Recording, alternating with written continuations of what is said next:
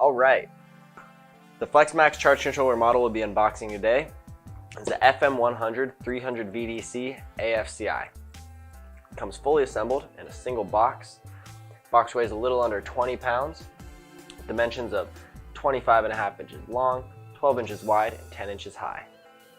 As you can see, the box is sealed with tape, so grab your favorite box cutter, go ahead and cut it open on the top,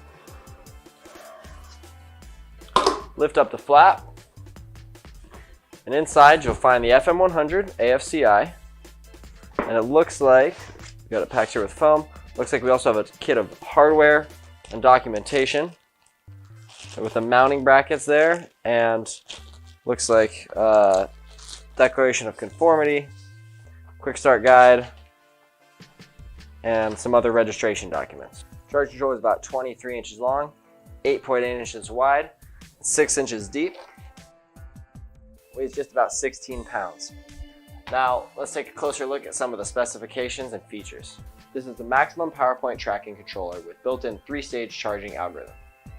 The controller has an environmental rating of NEMA 3R, so it may be installed at indoor or outdoor locations. The controller comes with 4 1-inch conduit knockouts, 1 on each side and 2 on the bottom. On the front of the controller, you'll find 4 easy-to-read, color-coded LED status indicators and 1 equalized button.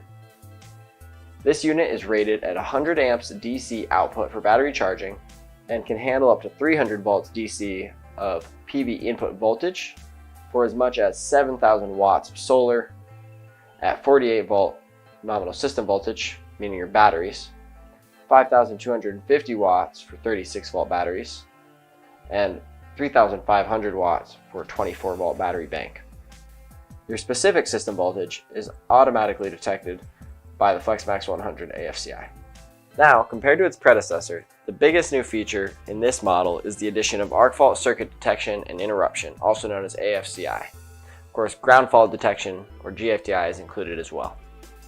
Inside the wiring compartment, you will find the arc fault detection, or AFD card, the PV and battery terminals, the hub port, the LAN port, port for a remote temperature sensor, or RTS, the micro SD card slot, the fan connector, the accessory terminals, the ground fault jumper and fuse, and the arc fault sensing coil.